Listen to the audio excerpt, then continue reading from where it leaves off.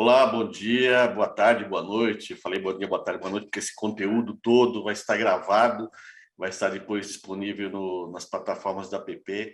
Então, quem for ouvir depois, assistir depois, vai estar com a gente. Eu sou o Silvio Soledade, sou presidente da PP Brasil, tenho pele parda, cabelos pretos, parte grisalhos, um pouco raros, né? Meus olhos são castanhos e eu costumo falar bastante.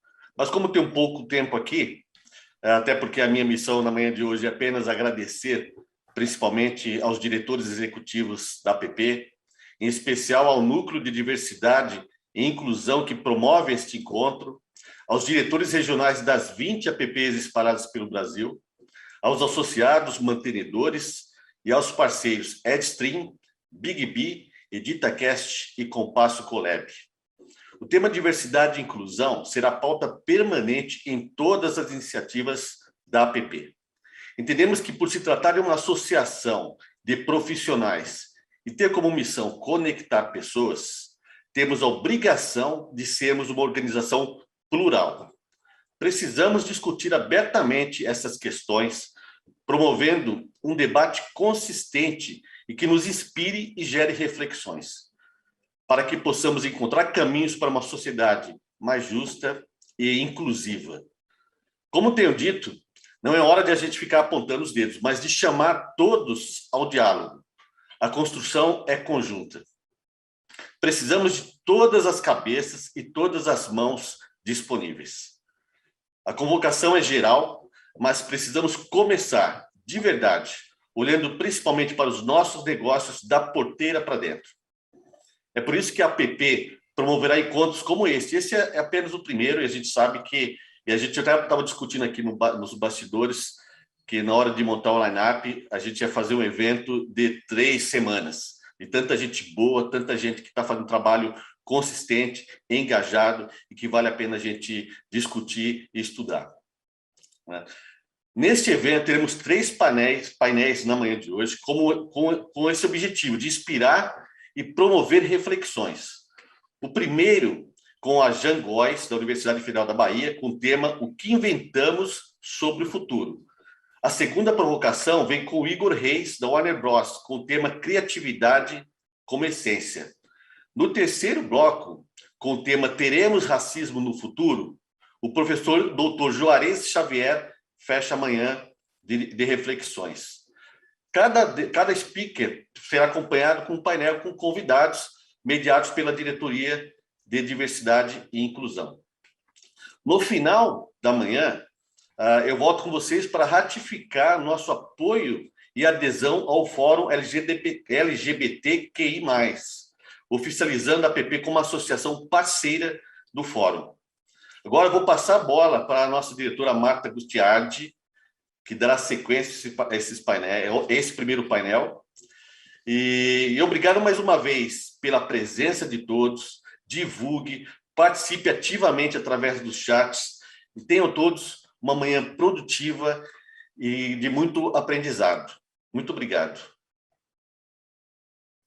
Bom dia a todas, a todos, a todos. Silvio, muito obrigado pelas suas palavras. É um prazer fazer parte dessa diretoria da APP e uma honra também. E hoje a responsabilidade é grande. Aqui a gente brinca que o sinal cai, tamanho peso das pessoas que estão por aqui na tela e que vocês logo, logo vão ver. E hoje nós começamos, então, o primeiro banho de diversidade da APP com o tema O que inventamos sobre o futuro. Esse é o painel que abre o banho de diversidade e ele vai debater sobre como superar os desafios para a construção do futuro desejado. A nossa palestrante é a Jean Góes. A Jean é da Universidade Federal da Bahia, como já disse o Silvio. Ela é fellow do Programa de Desenvolvimento de Líderes Negros do Instituto Identidades do Brasil e coordenadora do Programa de Pesquisa e Extensão da Diversidade Ânima Plurais.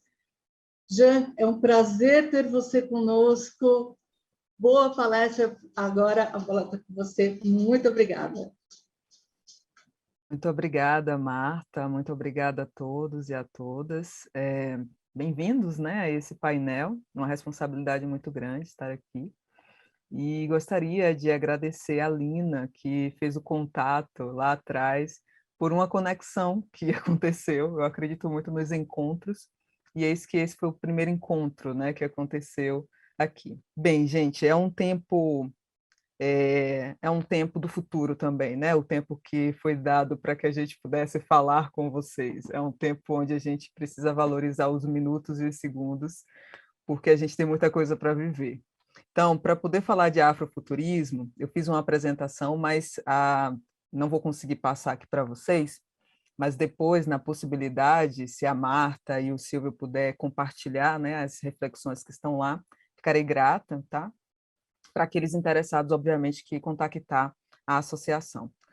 Mas, pensando em futuro, a Marta já falou quem eu sou, mas só para destacar, eu sou soteropolitana, Salvador, Bahia, estudante da Universidade Federal da Bahia, eu sou doutoranda atualmente em crítica cultural, tá, pela Universidade Federal da Bahia, e eu fiz a minha dissertação com um título chamado Afrociborgue. E ali eu desenvolvo, né, uma perspectiva desse tema e desse assunto, pensando o sujeito negro e o futuro. Na oportunidade, o meu trabalho dentro da crítica cultural vai perpassar, obviamente, os elementos culturais, os estudos culturais, a literatura, a música, mas muitos outros assim, tipos e formatos de narrativas que compõem a estética de uma possibilidade de futuro, tá? Então, futuro, dentro do conceito bem breve que eu gostaria de dizer para vocês, é circuito de desejo, disputa e poder, tá? Isso é futuro, e pelo menos isso é o que eu levo comigo como futuro. O futuro é predizer aquilo que deseja ser vivido. O futuro está no campo do desejo. É aquilo que a gente deseja, é aquilo que a gente quer, é aquilo que a gente sonha. Mas o futuro, fora da lógica do desejo, ele vai ser um acontecimento que estará a vir. Tá? Então, ele vai ser um acontecimento que estará a vir, mas, quando nós pensamos no futuro, ele entra no campo de desejo. Seja no desejo para melhorar, seja no desejo para que aquele momento que hoje é presente e é ruim, ele não venha a acontecer lá na frente, seja no desejo de sentir menos medo, de se sentir mais confortável. Isso diz do futuro subjetivo, da subjetividade das pessoas quando elas vão pensar em futuro, tá? Mas existe o futuro coletivo, tá certo? E pensando em ideia e teoria de futuro, eu fiz um tempo, que eu tinha colocado o nome linha do tempo, mas é muito óbvio, né? Falar em linha do tempo. Então, eu fiz um tempo. O tempo 1, 1909, eu trago como marcador, porque é o tempo em que foi escrito o Manifesto Futurista por um italiano, um homem branco, lá da Itália, tá? Em 1909. Esse manifesto futurista era o avanço, era o desenvolvimento daqueles manifestos iluministas que falavam sobre igualdade. Alguém já deve ter escutado. Isso é tão demodê hoje em dia, né? Tão passado falar de igualdade, porque a gente já entendeu que a gente precisa falar de equidade, para que uma coisa se equilibre na outra. A igualdade, como era vendida pelo iluminismo, não representa o mundo, não representa a universalidade, não representa as pessoas negras a partir da qual eu estou falando, não representa as pessoas LGBTQIA+, a partir das quais também eu falo, enquanto mulher lésbica. E aí, tudo bem, em 1909 aconteceu lá aquele manifesto, e nesse manifesto, esse italiano, que eu poderia ter trazido o nome, mas eu tenho me poupado de trazer tantos nomes, que muitas vezes não citam os nossos também. E aí, gente, essa apresentação ela é afrodiaspórica, tá? Ela valoriza a cultura negra, tá certo? E por isso que alguns nomes vocês podem pesquisar na internet, está fácil e tudo mais. Então a gente não rediz nessas apresentações. Bem, ele falava que a gente sai daquela lógica de uma liberdade, razão e tudo mais do iluminismo e vamos para uma realidade do futuro máquina. Esse futuro máquina, ele vai ser vendido por, enfim, todas as instituições que estão pensando no futuro no início do século XX. Em 1923, o Garrett Morgan, que é um dos maiores inventores negros norte-americanos, inventou algo que dizia sobre o futuro. Ele inventou o semáforo. em 1923, lá nos Estados Unidos, tá? Por que ele inventou o semáforo? Porque ele viu o passado se chocar com o futuro. Uma carruagem colidiu com um automóvel, porque não se sabia quem passaria primeiro. Foi um dos acidentes mais tristes que ele viu da história, e ele disse: o passado não pode colidir com o futuro, o passado e o futuro têm que coexistir. E aí ele criou o semáforo. Só que o semáforo hoje não é só uma criação. O semáforo hoje é uma episteme, o semáforo hoje é um símbolo, é uma significação de como nós devemos transitar, e o semáforo hoje é uma representação ética do movimento. Vermelho, eu paro. Verde, eu sigo. Amarelo, eu estou atento. Isso virou uma semiótica do exercício de movimento da sociedade contemporânea, quando a gente tem trânsito. Em 1954, um homem branco chamado Weiner, ele cria a cibernética no sentido sistemático e tudo mais. Mas dentro dessa mesma década, tinha um cara chamado Sun Ra. Ele era um jazzista. E é a partir de Sun Ra que vem uma ideia de afrofuturismo. Só que não foi Sun Ra que criou esse conceito. Sun Ra ele só viveu o afrofuturo, lá em 1954. Em 1993, um cara branco chamado Mark Derry criou o conceito de afrofuturismo. Sim, o conceito de afrofuturismo norte-americano foi criado por um homem branco, tá? Ele definiu isso como conceito, com um propósito muito válido: identificar por que pessoas negras não estavam falando dos seus futuros, por que a estética e a ficção científica não trazia perspectiva. Então foi muito válido, muito obrigado, Derek, mas agora a gente agradece a Alondra Nelson, que em 2002 vai criar um conceito, e o próprio Exu também, que é um autor norte-americano, de afrofuturismo 2.0, que eles dizem o seguinte: nós queremos requerer este nome afrofuturismo, e nós vamos dizer o porquê que nós queremos. Porque afrofuturo é uma mitologia. Mitologia é aquilo que a gente cria e constrói sobre algo. E a gente corre um risco, se a gente não intervir nessa perspectiva, de sermos a mitologia do outro, onde pessoas brancas novamente vão dizer como será o nosso futuro. Então, esse espaço é um lugar de disputa. Nós queremos ser os contadores dessa história. Então, afrofuturo não diz apenas de uma moda ou de um modismo, diz de trazer a palavra afro como uma representação cultural, epistêmica, de existência e tudo que vocês imaginarem do que esse afro representa. Porque ninguém faz futuro melhor sem afeto. E afro é o afeto de uma população, no Brasil, pelo menos de 56% de pessoas negras. Ninguém faz futuro sem afeto. Não dá para sonhar amanhã eu querer dar um carro para minha mãe se eu não estiver considerando que a minha mãe é uma mulher negra, pobre, que fez muito biscoito à mão à noite para que Jean Góes estivesse na universidade e pudesse estar aqui hoje conversando com vocês. Então, eu vou querer dar um carro à minha mãe, que é um bem, que representa uma conquista social na sociedade capitalista que a gente vive, sim, e eu vivo nessa sociedade capitalista, se não for por um afeto do que minha mãe me mobilizou, se não for por um afeto de tudo que está atrás da minha história. E aí, por isso, gente, que Futuro Negro, ele tem algumas características que precisam ser consideradas. O afrofuturismo é viver no presente um futuro que nunca será. São os nossos desejos, os nossos sonhos. Como o Jean sonha o carro, o carro que ela vai ter daqui a 10 anos, possa ser que nem exista mais o carro, porque eu estou sonhando com base no carro que eu estou vendo hoje, tá? Então, possa ser que ele nunca será. Mas deseja-se que seja. Isso é o que me move para continuar olhando para um lugar chamado horizonte futuro. E, eventualmente, também pode ser que seja, porque eu posso realizar esse futuro se, obviamente, a minha vida não for cooptada pelo estado necrótico que nós vivemos. Então, existe um presente que precisa ser preservado, tá? Mas aí tudo bem, né? Eu trouxe, assim, uma imagem linda para mostrar a vocês de vários homens pelados na praia com a pele preta retinta, do afrobafo. Quem quiser ver um pouco de estética afrofuturista transgressora tem que conhecer o perfil do Afrobafo. Alan, querido, você é uma inspiração para mim, que mostra uma lógica distópica de uma praia com homens pretos nus. empanados pela areia. Já, mas o que é que isso tem de futuro? A gente não consegue transgredir se a gente não realocar aquilo que foi considerado despudorado, porque a comunidade LGBTQIA+, é colocada em um lugar de desvalorização ligada a uma condição ética de pudor, que é muito grave isso, ou seja, tanto somos olhados a partir de um lugar de uma hipersexualização, como somos excluídos por conta desse olhar do outro sobre essas hipersexualizações. A gente precisa entender quais são os códigos éticos que estão nas comunidades que a gente chama de minoria.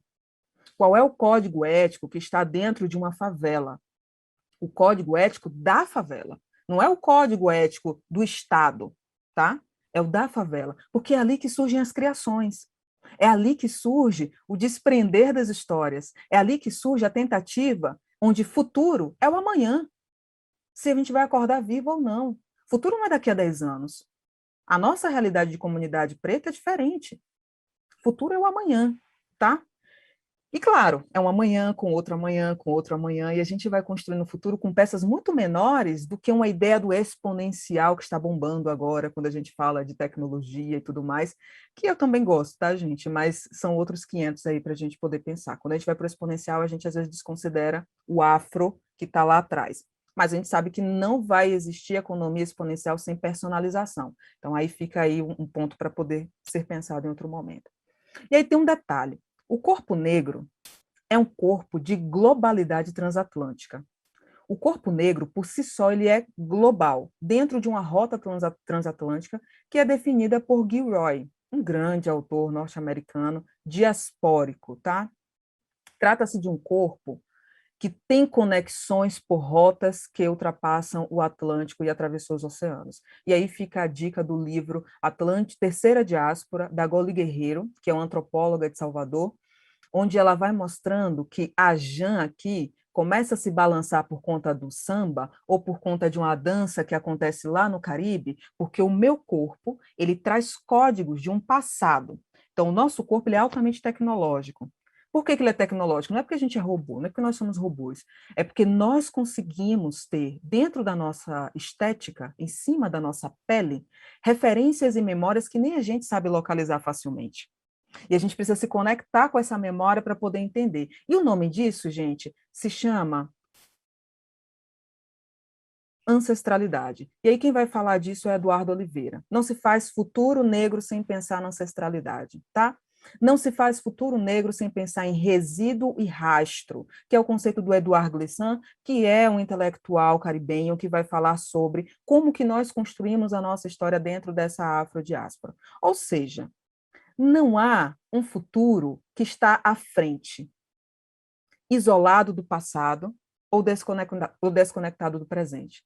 O futuro negro, ele vive numa lógica de aspiralidade, o tempo inteiro em circularidade, tá? Que é a lógica do Sankofa.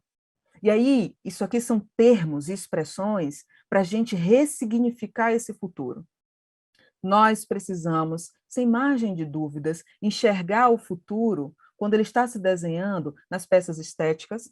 E aí, nomes, eu fiz um slide lindo com várias imagens que vai ali da Grace, lá nos Estados Unidos, do Sun Ra, e aí tem a Drica Barbosa, tem Jupe do Bairro, tem Linda Quebrada, tem Luana Hansen, tem Carol Conká, tem Xênia. Todas essas pessoas eu entendo como pessoas que têm cultivado uma estética que impulsiona o nosso olhar para o futuro.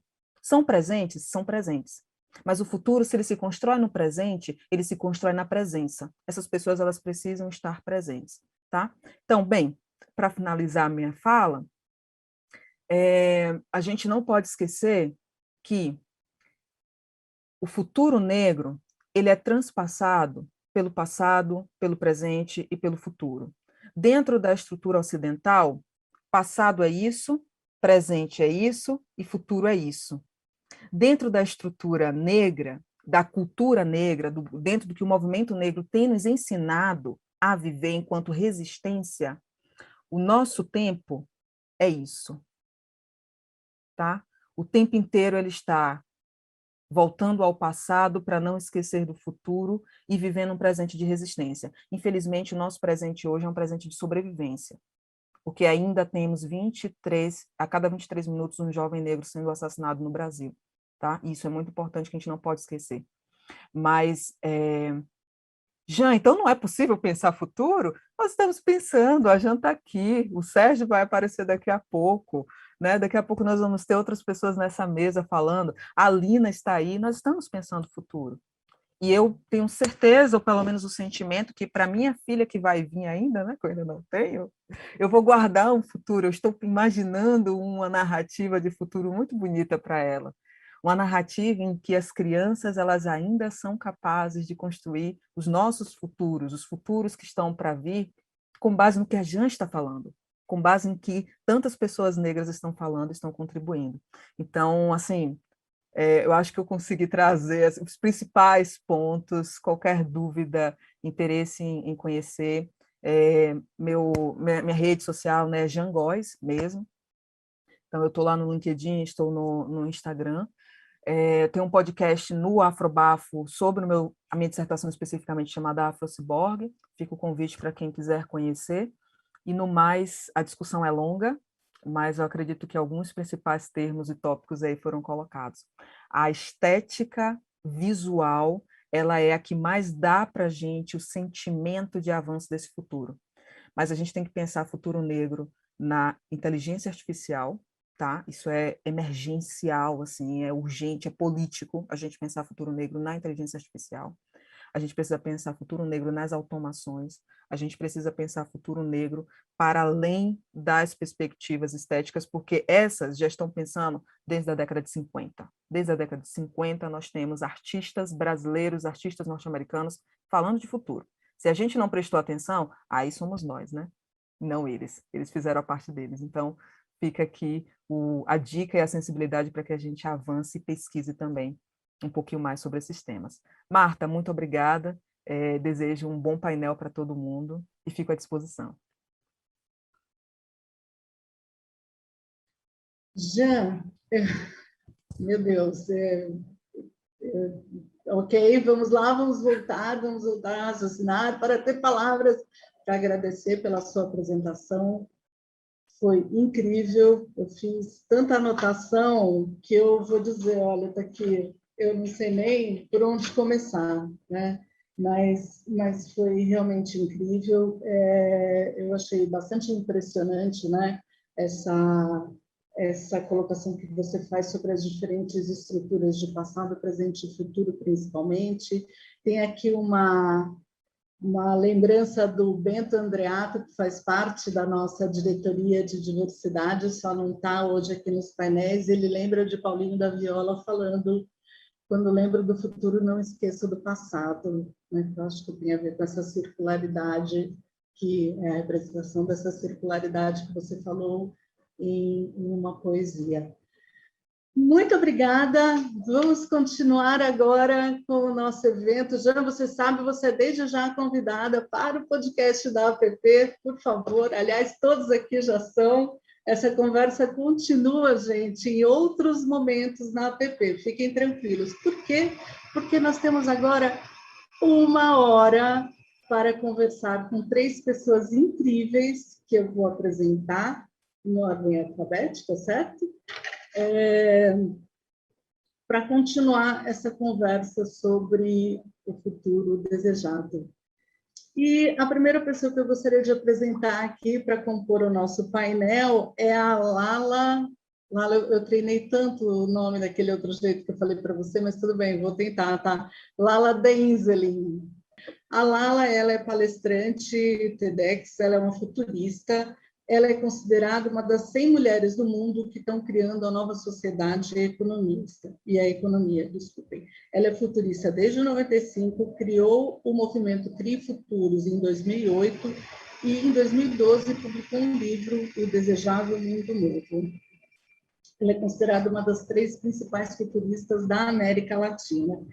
E ao combinar futurismo e novas economias, ela criou a Fluxonomia 4D, uma metodologia própria que tem apresentado grandes resultados no processo de inovação e reinvenção das organizações. Lala, seja muitíssimo bem-vinda aqui ao nosso painel. Eu queria que você desse as boas-vindas, por favor. grata, Marta, grata, Silvio, grata, Ian, pela tua fala tão legal. Vamos lá, vamos falar de futuro. Vamos lá, Prazer estar então. aqui. Obrigada, Lala. Então, vamos lá, que agora completando, eu queria chamar também a Márcia Tavares. A Márcia é doutora e mestre em engenharia de produção pela UFRJ. Ela é fundadora e CEO da WeAge Education for Longevity e é professora da FGV. Ela é também colunista do caderno Empregos e Carreiras do Estadão, autora do livro Trabalho e Longevidade, uma Bíblia para mim, e pesquisadora do Laboratório de Design, Inovação e Sustentabilidade da UFRJ. Márcia, seja muito bem-vinda ao nosso painel. Por favor, dê as boas-vindas a todos. Olá, obrigada, Marta, obrigada, Silvio, pelo convite. Olá, todo mundo que está ouvindo a gente nessa manhã de sexta-feira. E essa energia é para falar de velhice, gente. Já já vocês vão entender por que tanta animação. Só queria fazer uma rápida descrição, autodescrição. Eu sou uma mulher branca, de cabelos e olhos castanhos, estou usando uma blusa preta, e atrás de mim eu tenho uma estante cheia de livros que eu amo, e daqui a pouquinho eu vou ter o prazer de estar falando um pouquinho sobre a temática da longevidade com vocês. Até já! Bom, e aí, agora, fechando aqui esse primeiro painel, eu quero convidar, por favor, o Sérgio Au. Sérgio é fundador e CEO da Conta Black, conselheiro da ONG Afrobusiness Brasil, fellow da rede de líderes da Fundação Lehman e mentor da Templo Adventure. Não, desculpe, não é uma aventura, né, amigo? Mas é da Templo Ventures. Ele dedica-se ao fomento do empreendedorismo, inclusão e educação financeira. Sérgio, seja muito bem-vindo. Por favor, dê o seu oi para todos. Brinde-nos com sua voz. Deixa eu desmutar. Olá, Marta, obrigado. Bom dia a todos. Bom dia, Silvio. Jean, adorei a sua apresentação. Bom dia, Lala. Bom dia, Márcia. Para mim é um grande prazer estar participando desse grande evento pela APP Brasil. E, com certeza, vamos falar um pouquinho sobre desafios, vamos falar sobre futuro, vamos falar sobre diversidade. Acho que é muito importante a gente colocar essa pauta e mostrar, assim, que, sim, nós podemos. Isso mesmo. Sim, nós podemos. E vamos lá. Antes da gente começar aqui diretamente, quero só contar para vocês como vai ser o formato, já que esse é o primeiro painel. Nós temos aqui 1 hora de conversa hoje. Nós vamos começar, eu começo fazendo perguntas para vocês, né? Mas não é um debate político, portanto, temos liberdade para intervir sempre um com o outro, mas eu começo fazendo pergunta para vocês, depois eu abro para as perguntas do público, portanto, pessoas, façam suas perguntas no chat, elas serão sempre muito bem-vindas, tá bom? Lala, eu queria começar falando com você, que é uma estudiosa especificamente de futurismo, né? E eu queria saber diversidade e futurismo, como eles conversam, como eles se abraçam, como eles se namoram. Muito obrigada pela pergunta. Bom, primeiro, vamos entender um pouco o que é trabalhar com o futuro. Então, foi super interessante essa apresentação da Jean, que mostrou para a gente como a arte, os caminhos estéticos são elementos importantes dentro da forma como a gente lida com o futuro. E a gente tem uma questão em português que tem algumas palavras que não existem. Então, por exemplo, a gente adota em português falar futurismo quando se fala de estudos do futuro, e aí fica o trabalho de um futurista é um trabalho de ver de que maneira uma sociedade alcança o seu futuro, sendo a questão artística, estética, essencial, porque é meio por onde tudo começa. São as lentes, né, as nossas lentes de ver o mundo.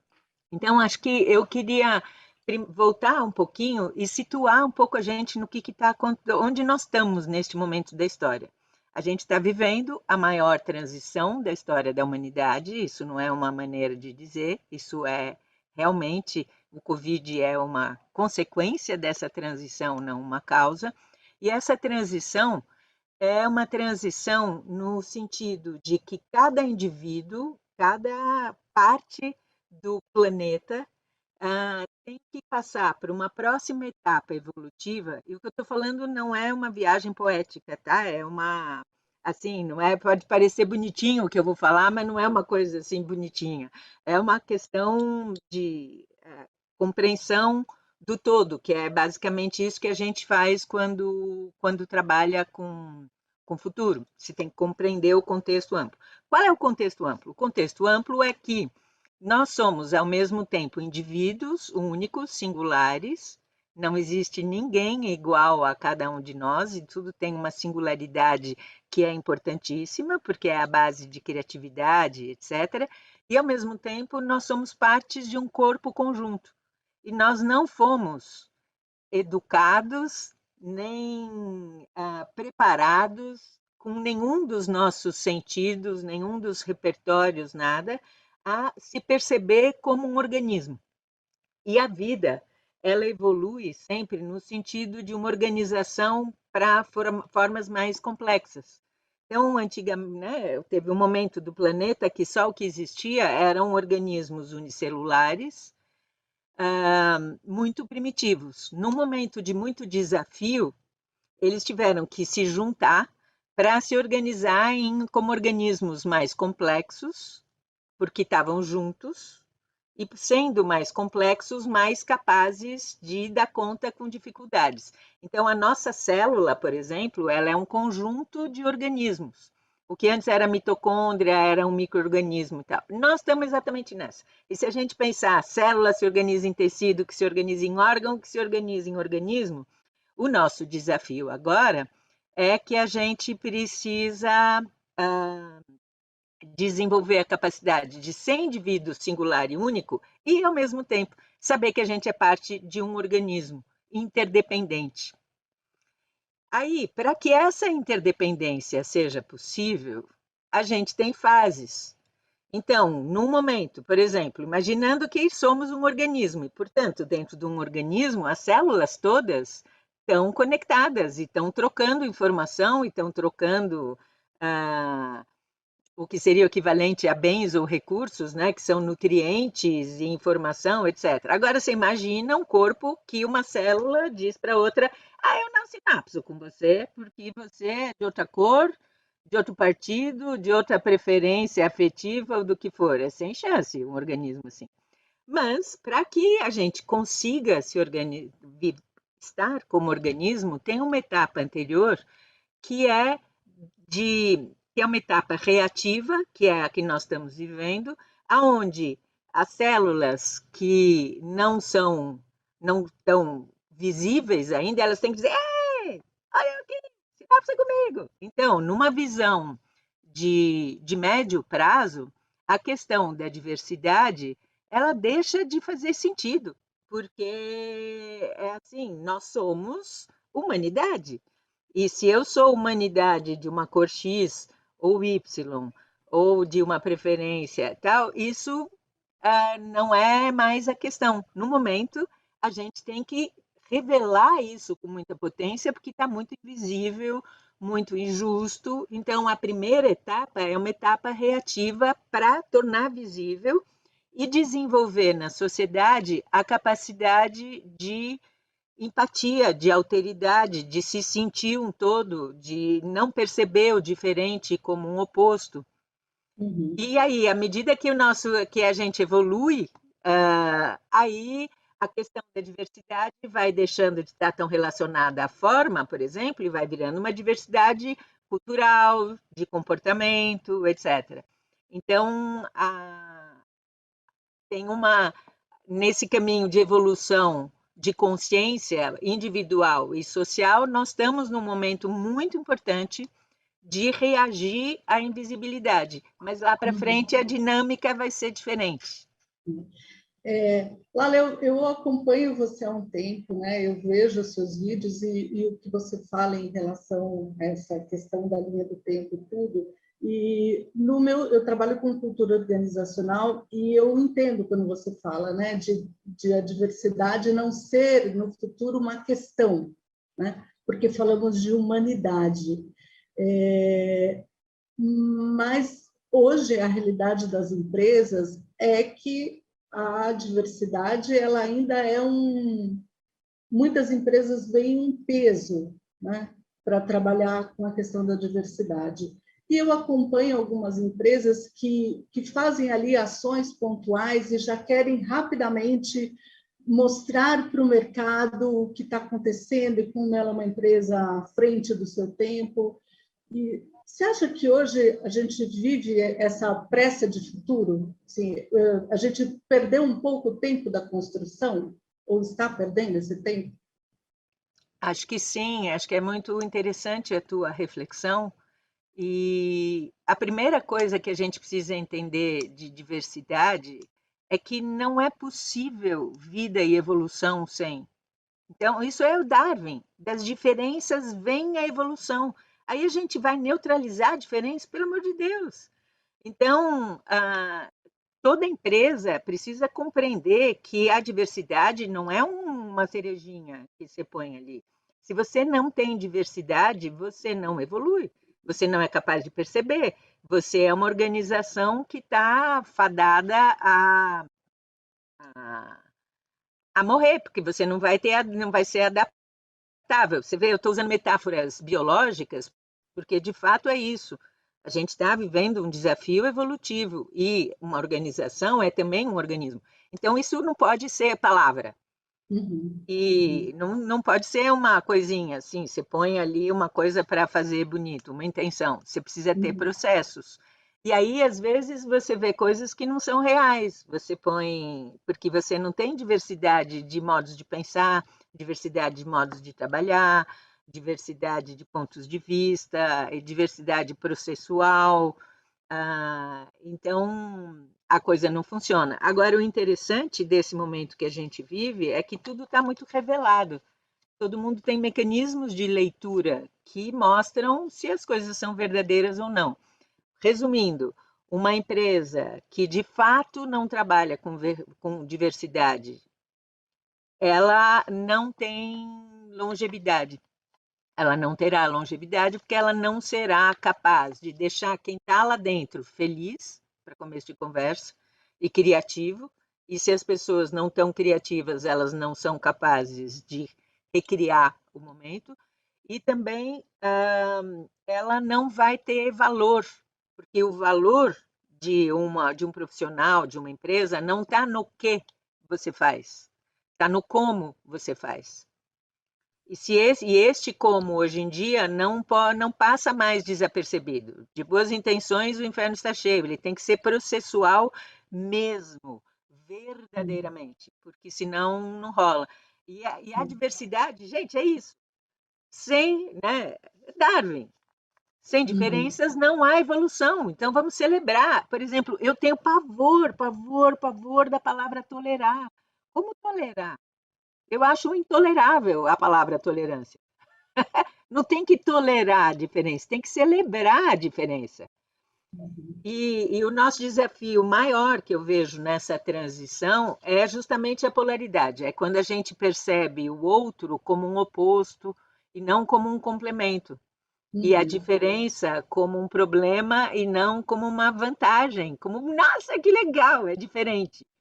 Bora misturar, porque vai ser incrível, porque só o que é misturado dá certo.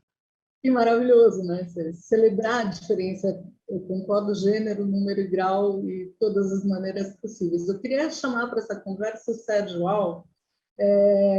Sérgio, você teve uma agência de marketing, né? E quando você quis expandir o seu negócio, você teve um pedido de crédito negado no banco.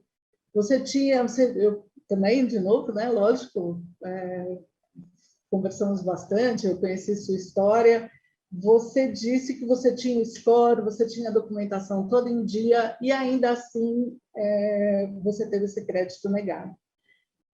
Mas com isso, o que você fez? Eu queria pedir, por favor, para o Sérgio entrar na tela, se for possível, que eu queria a carinha dele aqui.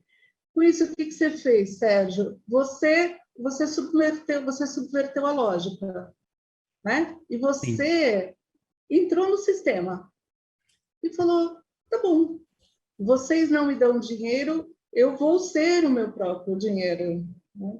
E você criou, então, a Conta Black. Eu queria que você falasse um pouco sobre essa experiência, que você contasse para a gente e sobre, principalmente, o significado disso. Sim, sim.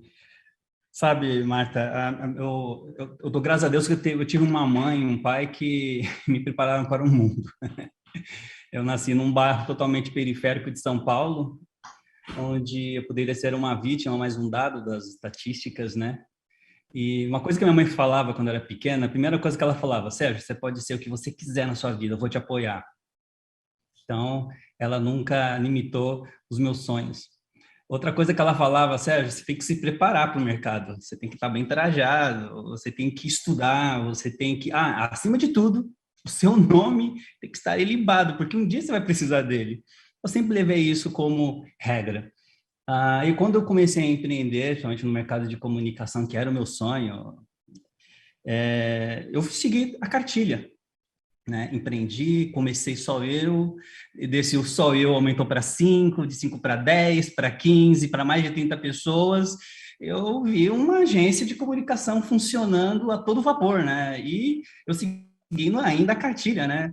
Ter um bom nome limpo no mercado, de ter garantias reais, porque a gente já sabia como o mercado funciona. E num momento muito importante, que era no momento de crescimento da agência, eu fui pedir crédito, né? E eu acho que até hoje, qualquer pessoa que vai para o banco pedir dinheiro, leva um calhamaço de papel, porque você tem que fazer um pitch para o seu gerente, né? E o pitch, ele sempre existiu.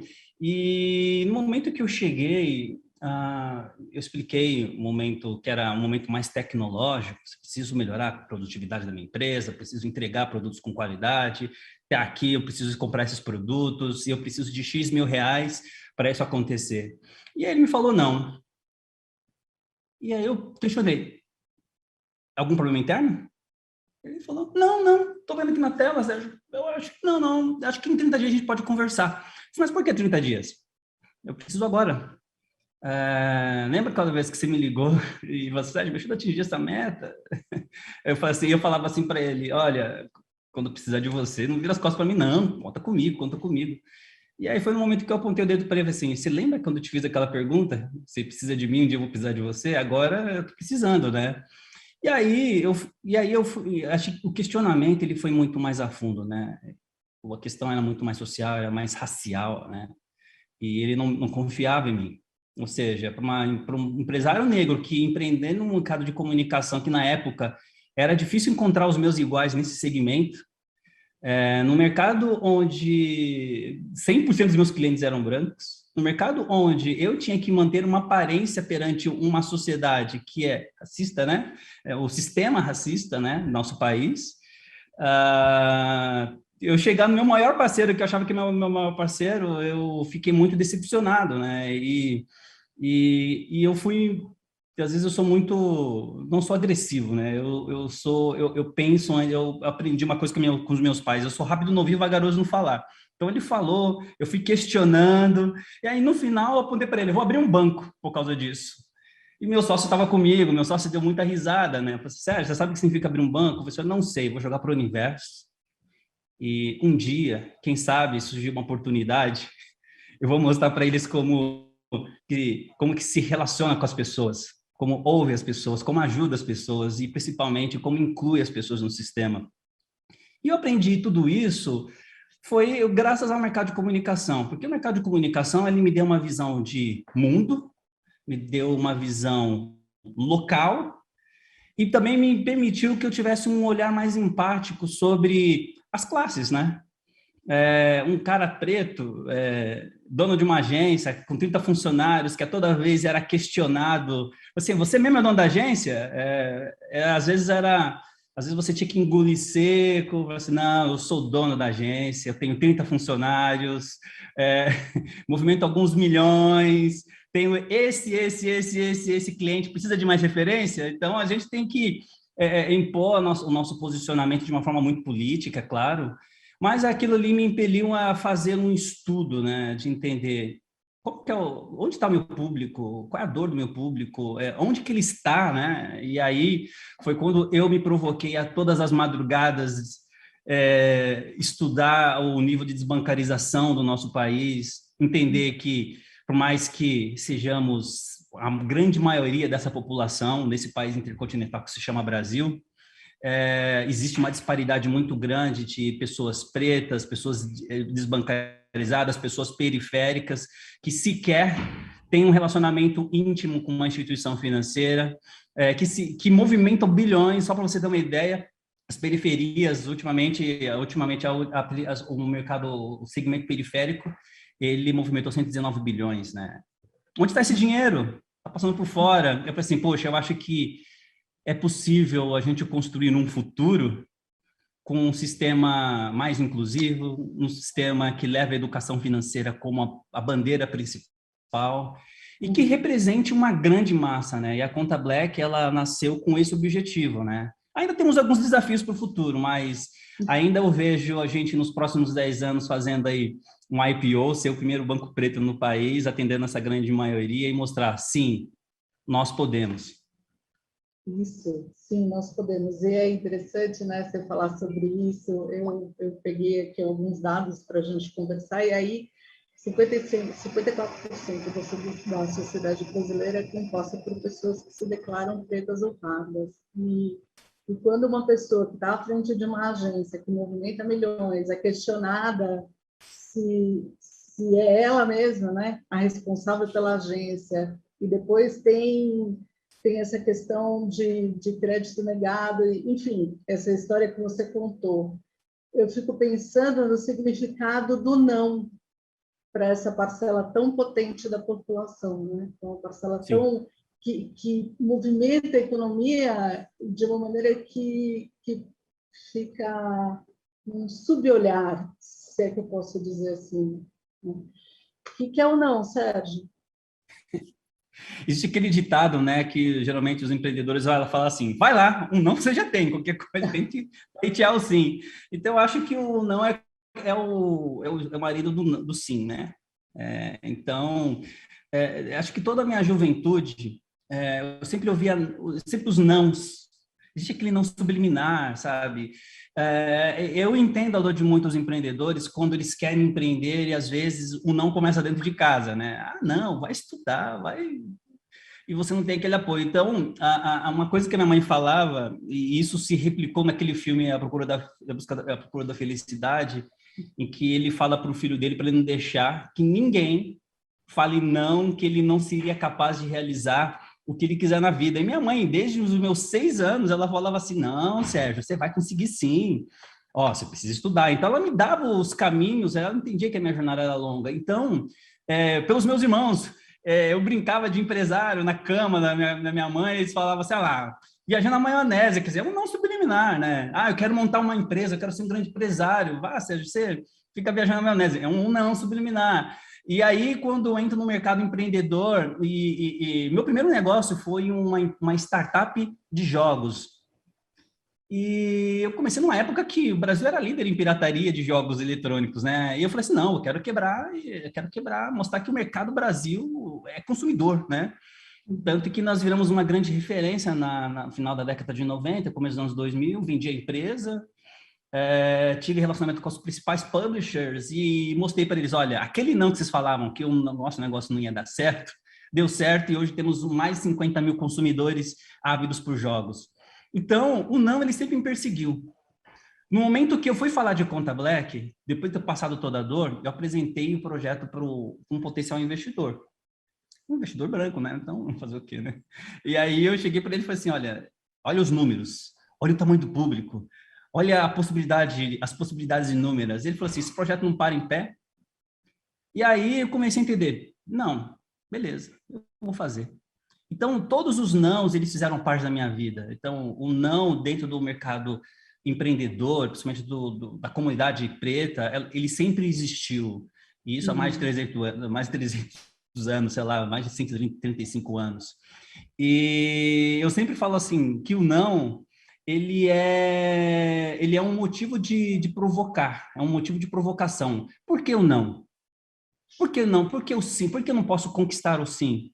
Então, o não, ele te provoca justamente a mostrar que sempre existe um gap, e esse gap, ele precisa ser quebrado, mas para isso você tem que colocar a cara a tapa. Então, em toda a minha vida empreendedora, desde o mercado de games, desde o mercado de comunicação, desde agora estar empreendendo no mercado financeiro, eu sempre ouço os nãos e eu sempre dou risada, falo assim, vou mostrar para essa pessoa que tem um sim. E agora que é com essa moda aí do USD, né? A Conta Black sempre foi ESG, a Conta Black sempre foi ESG, desde quando ela começou. Ainda o mercado investidor não consegue dissociar negócios sociais, negócios de impacto, mas que geram lucros, e às vezes fala assim, olha, eu tenho um público de 51% da população que é empreendedora, que consumiu 1 trilhão e 700 bilhões por ano, e que movimenta fora do sistema financeiro bancário 430 bilhões por ano. Assim, cadê o não?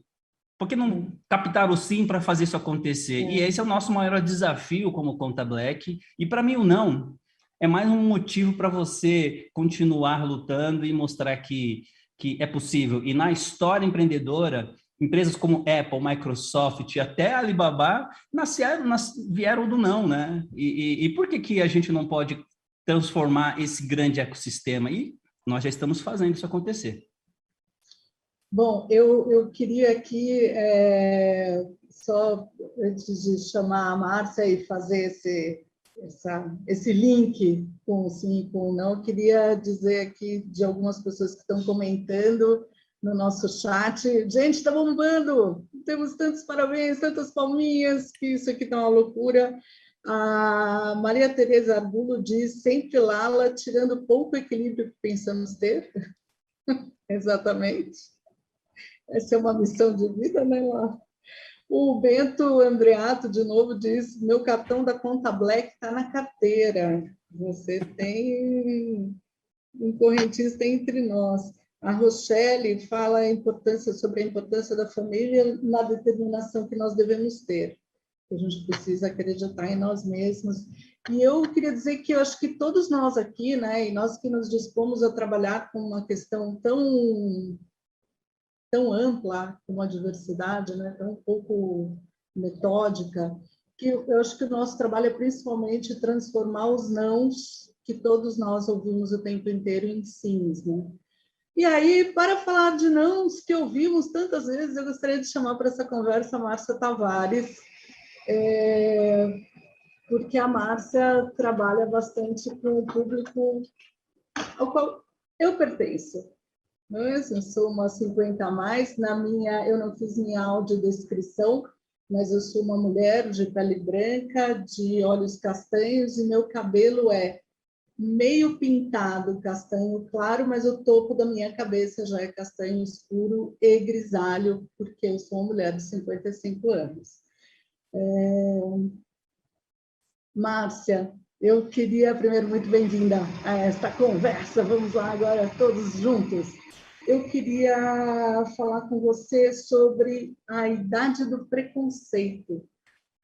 Antes ela era aos 40 anos, né? Aos 40 anos a gente sumia do mapa, hoje nós andamos um pouquinho e chegamos aos 50 anos, mas tem a idade, eu vou aqui de novo citar minha mãe, tá? Minha mãe é um exemplo para mim, ela tem 85 anos, uma mulher absolutamente ativa, que pulou de paraquedas há pouquíssimo tempo, já está combinando o segundo salto para quando a pandemia acabar.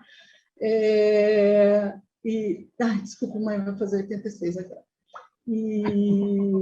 E a minha mãe, ela fala que da idade da invisibilidade, a idade de poder mandar a pessoa para o lugar em que ela quiser, tem mais ou menos uns 30 anos de gap. Minha mãe já está na idade em que ela pode mandar a pessoa para onde ela bem entender. Eu queria que você falasse um pouco sobre essa idade do preconceito, Márcia. Obrigada pela pergunta. Como você falou, né, a gente tem essa barra e vem descendo, contrariando a tendência global da gente ter vida mais longa.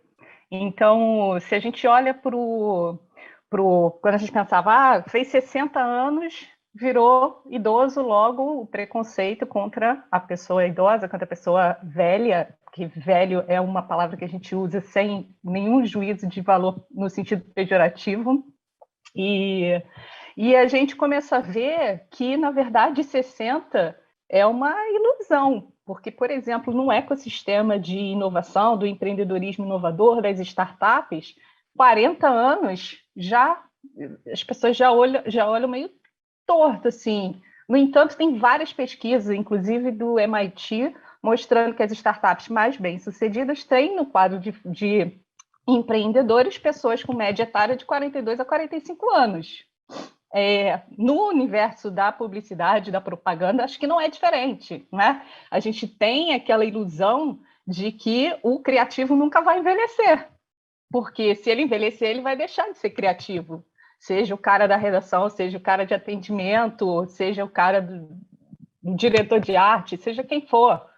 Então, a gente vive num paradoxo que não se sustenta, porque a gente está caminhando para longevidade, né? A gente já vive esse momento e a gente vai experimentar níveis de longevidade cada vez maiores. Em contrapartida, a gente está começando a discriminar as pessoas pela idade cada vez mais cedo. Então, a gente está num discurso que não se sustenta, num posicionamento que não se sustenta. E eu costumo dizer, e aí vou abraçar tudo que a Lala, a Jan, o Sérgio falaram até aqui, que o futuro é grisalho. E o grisalho vai se misturar com todas as outras cores. Ela vai se misturar nas nossas cabeças, independente se nós estamos carregando a bandeira com todas as cores da bandeira LGBTQIA+, se a gente está trazendo a pauta da negritude, não importa. Todos vamos envelhecer e vamos ter vidas mais longas. E isso é bom, eu falei no início. Por que eu falo sobre diversidade etária com um sorriso no rosto? Porque ou é isso, e a gente envelhece e chega aos 100, ou a gente vai morrer cedo. Eu não gosto dessa opção. Então, enquanto não tem outra, enquanto a indústria da longevidade, do anti-envelhecimento, né, que considera a velhice uma doença, e aí a gente já tem uma coisa bem polêmica para discutir, não trouxer a vida eterna, é isso aí. E o que a gente faz com essa informação? A gente desenha aqui o futuro, um futuro cheio de preconceito, discriminação, onde se a gente fecha as oportunidades para as pessoas com 50 anos ou mais, ou até com 40, né, cada vez mais cedo, ou então a gente desenha futuros que permitam que a gente viva essa fase, que é a mais longa de todas, se a gente olhar a divisão do nosso curso de vida, de uma forma melhor. E se você olhar para a sociedade brasileira, o que a gente faz aqui? A gente discrimina tanto mais jovem quanto mais velho. Quem sobra? Né? Quem está no meio, que está ali no limbo, considerando que a gente está baixando a régua cada vez mais, 40, 35 anos, e o jovem também não tem oportunidade no mercado, porque aí dele cobram experiência, quem sobra? Né? A força de trabalho no Brasil, em 2040, metade da força de trabalho vai ter 50 anos ou mais. E como é que a gente lida com todas as diferenças de gerações? E a gente entende diferença como riqueza, como oportunidades, né? Como a Lala falou, como o princípio básico da evolução. Como é que a gente lida com isso no contexto organizacional, sabendo que, por um lado, a gente vai ter muito mais pessoas com 50 anos ou mais na força de trabalho, e em algumas áreas a gente vai ter muito menos jovens. Então, é uma conta contra a qual as empresas não precisam desperdiçar seu tempo lutando, porque é demográfico. Vai ser assim, elas gostem disso ou não. Quanto antes a gente aprender como lidar com isso, como implementar modelos de gestão que contemplem essas diferenças, que contemplem a diversidade geracional, maiores as chances de ter vantagem competitiva no mercado, maiores as chances de se manter competitiva no mercado, de ser inovadora, de cumprir com as demandas do ESG, por exemplo, porque daqui a pouco eu vejo que a gente está caminhando por uma direção muito parecida com sustentabilidade. No início, todo mundo recusou, virou a cara. Agora, nem se discute mais. Você tem que ter um programa de sustentabilidade na sua organização. E a longevidade, a diversidade etária é a mesma coisa. Ela colhe todas as outras, porque todo mundo vai envelhecer. Não importa se é rico, se é pobre, se é amarelo, se é azul, não importa qual opção a pessoa vá fazendo de religião na vida, em todos os setores. A longevidade é o destino de todos nós. Então, não dá para correr, né? Então, essa coisa da idade do preconceito, a gente tem que entender que está totalmente desconectada do mundo real, do caminho que a gente vai seguir. Eu gosto muito, Márcia, quando você fala para as empresas, né? Porque você tem um trabalho focado, provocando esse olhar dentro das empresas. Porque, assim, quem tem 50 a mais, e de novo eu aqui ocupo um lugar, a gente sabe do potencial que tem, né? E eu me lembro que numa conversa que nós estávamos tendo, eu falei sobre alguns anos antes de fazer 50, sei lá, acho que há uns 10 anos mais ou menos, eu vi uma campanha de uma empresa que fez uma campanha publicitária para dizer que contratava pessoas com mais de 60 anos. E eu fiquei animada, falei, nossa, então tem vida, né? Que ótimo, eu estou há uns 15 anos, acho que eu estava com uns 45, estou há 15 anos disso, então tem vida, que bom. E aí era para ser, eles estavam lá com X vagas abertas para ser empacotador. E eu pensei, ok, tudo bem, empacotador, né? Esses profissionais, eles têm espaço. Eu não me preparei para ser empacotadora. O que eu vou fazer? Que espaço eu vou ocupar? Que espaço tem para mim? Não é nem que espaço eu vou ocupar, que espaço tem para mim, né? Então, quando você vai às empresas, né, Márcia, você fala dessa questão de memória da empresa, né, não é só a questão de a pessoa mais velha ser uma pessoa, talvez, né, e aqui eu coloco muitas aspas, mas talvez de ser uma pessoa de mais sensibilidade, uma pessoa de mais bom senso, porque continuamos humanos aos 20, 30, 40, 50, 60 e quantos anos tivermos, né? Nossas características não mudam. Mas tem outras questões embutidas nesse olhar aos 50 a mais, nem sei se a gente pode chamar assim, 50 a mais, 40 a mais, aos velhos, né? Aos velhos. Eu não vejo nenhum demérito no uso dessa palavra, gosto muito. Sou velha. Queria que você falasse sobre como é esse trabalho nas empresas, Márcia. Agora eu queria trazer um pouco mais a conversa para o mundo das empresas e das agências especificamente. Sim, eu vou tentar aplicar tudo o que eu falo ao contexto da agência, né? Eu contei para você que eu tenho uma formação em direção de arte na SPM lá atrás, uns 20 anos atrás. Então, eu conheci um pouquinho desse mundo. E, assim, eu acho que marketing, propaganda, publicidade, eles assim, acumulam dois papéis muito importantes, que é a comunicação, que é falar com o consumidor que tem 50 anos ou mais, e, por outro lado, é falar com o funcionário, com o criativo que tem 50 anos ou mais. Por quê? Porque, na minha cabeça, a gente tem que ter coerência no nosso discurso. A gente não pode vender para esse mercado que já movimenta 1,8 trilhão, movimentou esse número em 2020. Então, a gente não pode querer construir um discurso, fazer um comercial bacana, focado em vender, e esquecer que o discurso tem que funcionar dentro de casa. Então, não posso demitir o meu criativo quando ele faz 35 anos. Ué, não faz sentido, né? Então, aquela coisa, a gente tem que praticar dentro de casa aquilo que a gente quer convencer o mercado, até porque é para lá que a gente vai.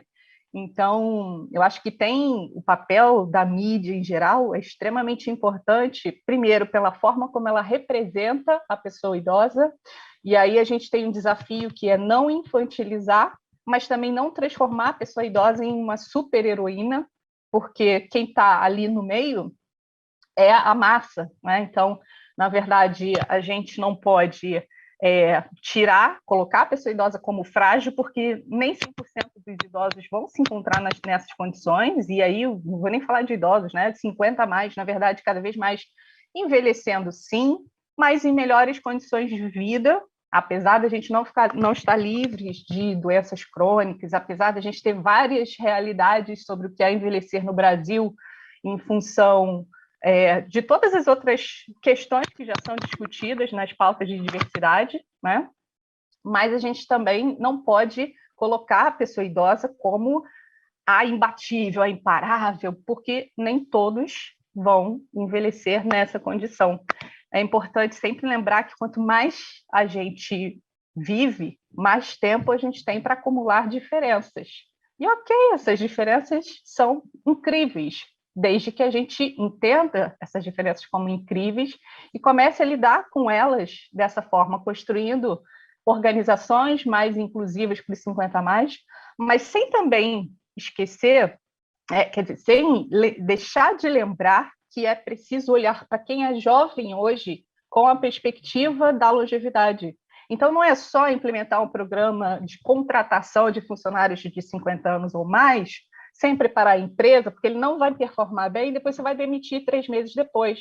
Mas também não é só contar para a mídia que você está fazendo um programa de 50 a mais, é olhar para quem é jovem e está na sua empresa hoje, como a longevidade impacta esse trabalhador jovem hoje e como ela vai impactar esse trabalhador ao longo da carreira dele, que vai ser mais longa.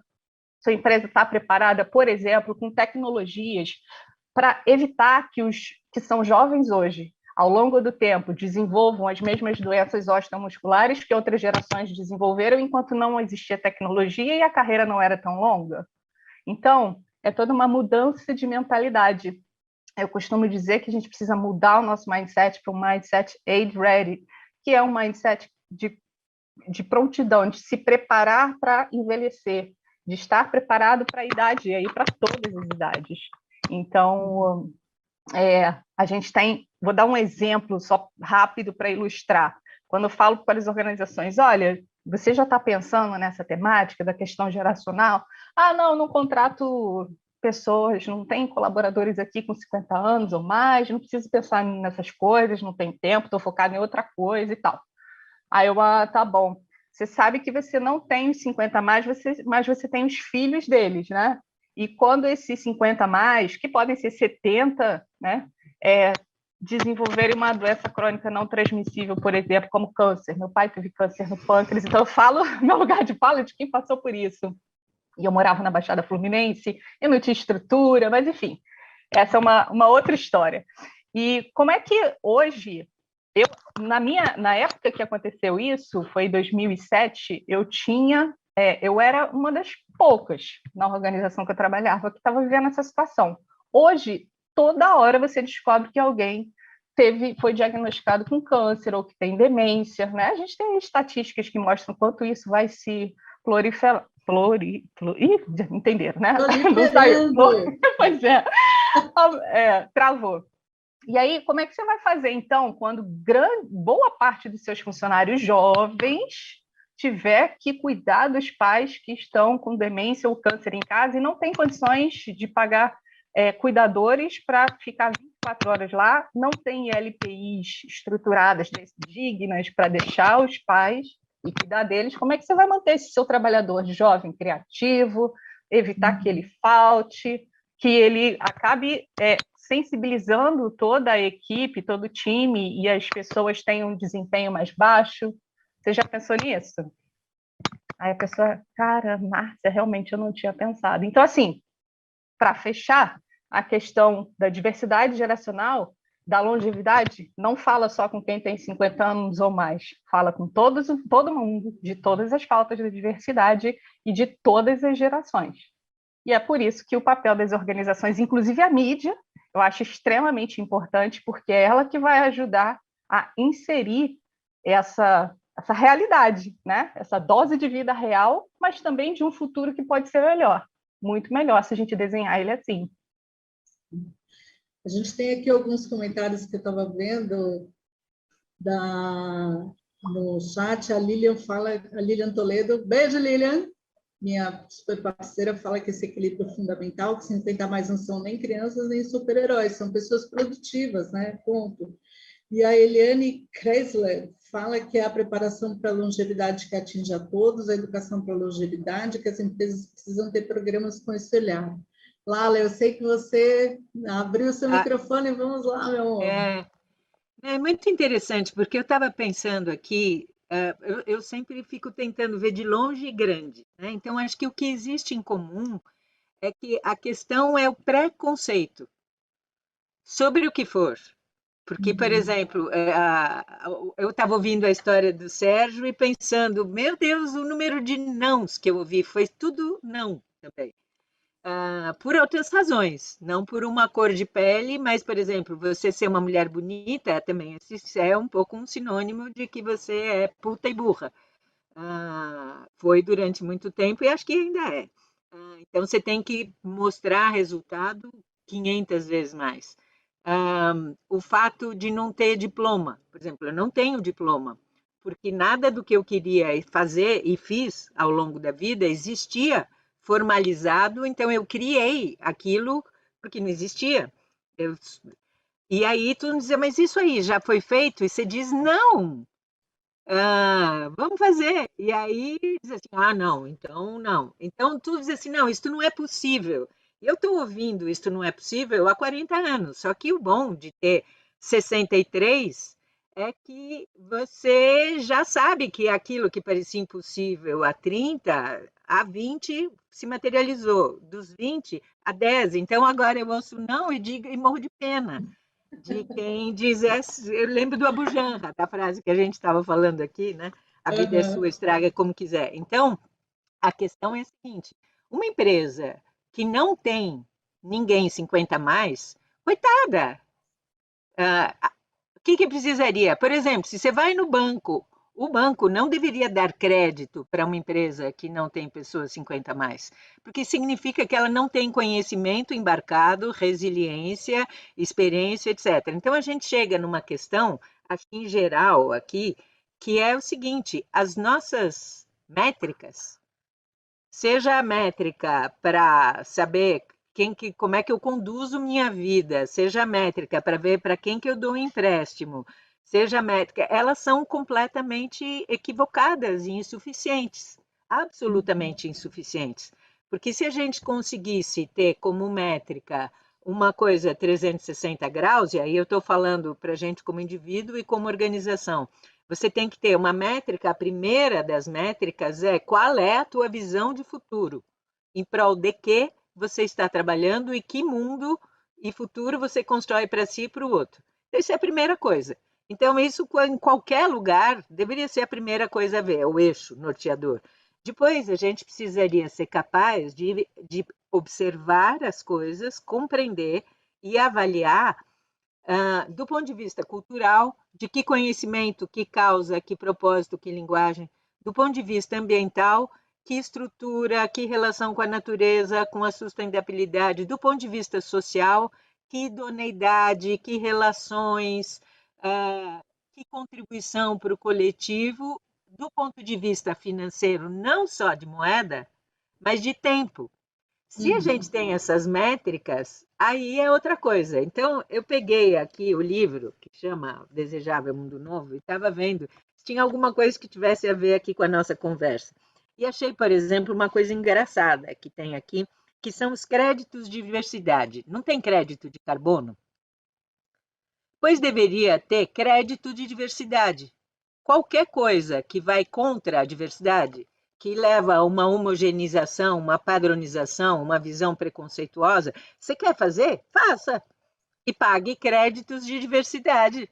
E esses créditos de diversidade são investidos em coisas não assim. Então, por exemplo, todos os blockbusters que entram no cinema, ou toda vez que mostra um velho ativo sendo um jovem, que é assim, não, você não é jovem, você não vai correr maratona, você é experiente, você é maduro, você tem vínculo, é outra parada que tem que ser. Tudo isso pagaria créditos de diversidade.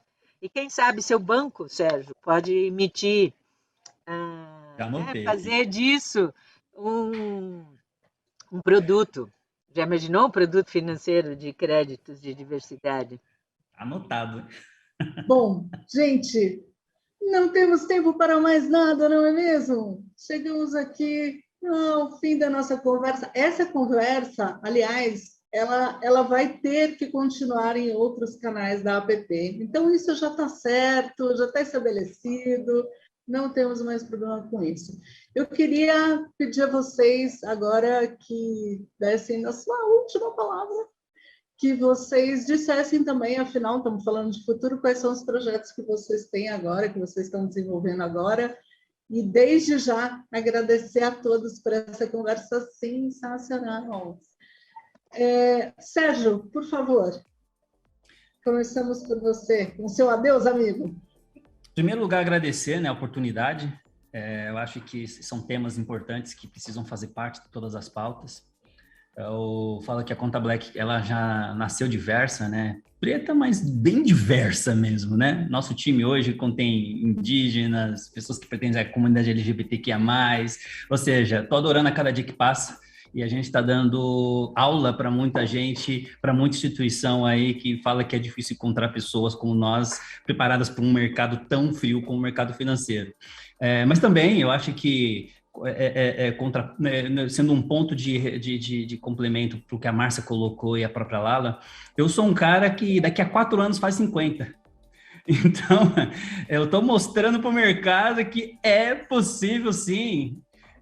É possível, sim, empreender e mostrar para os novos, assim, olha, eu sou um startupeiro, tenho uma empresa diversa e o futuro para nós é ser algo para todos, né? Para todas as pessoas, para todas as idades. A Conta Black, como é uma conta digital, ela também está pensando num público mais sênior, né? Como nós, né? E a ideia é que a cada dia que passa, se nós não dermos esse passo, que é um passo importante, os outros não vão dar esse passo. Eles vão continuar criando status quo, regras e regras do não, do não, do não. E a Conta Black, ela veio justamente para quebrar esses paradigmas e mostrar que é possível. E quem quiser ir participar dessa construção com a gente, estão todos devidamente convidados, sejam Black Members e rumo ao futuro. Muito bem. Márcia, por favor. Eu até logo, né? Porque eu não queria ir. Bom, eu quero agradecer as falas dos meus colegas, da Jan, da Lala, do Sérgio também. Sua moderação, parabéns, foi muito leve. E convidar as pessoas que estiverem interessadas em entender melhor esse mercado 50+, como a gente pode empreender nesse mercado, como é que a gente pode ser líder, entendendo um pouco melhor dessa visão, de todos os desafios e também todas as potencialidades, para me procurarem. Eu estou preparando um programa especial, justamente porque eu acredito que muito do que não é feito porque as pessoas ainda não conseguiram obter o conhecimento necessário. Então, eu quero levar esse conhecimento, democratizar. Eu fiz mestrado, doutorado, tá bom, mas isso não é uma realidade. E eu preciso que o conhecimento chegue a qualquer pessoa que não esteja fazendo mestrado nem doutorado, porque elas que estão movimentando o país. Então, me procurem. Eu estou no Instagram, o @eu.marciatavares, mas também estou no LinkedIn, Márcia Tavares. Então, vejo vocês por lá para a gente estender esse papo. Obrigada. Obrigada, Márcia. Lala, por favor. Bom, se é para vender peixes, já que estamos aqui na APP, eu diria, se você quer compreender futuro, como é que a gente cria futuros desejáveis e possíveis, e, sobretudo, como a gente entende o que é chave nesse momento, que é saber que há muita coisa improvável, porém perfeitamente possível,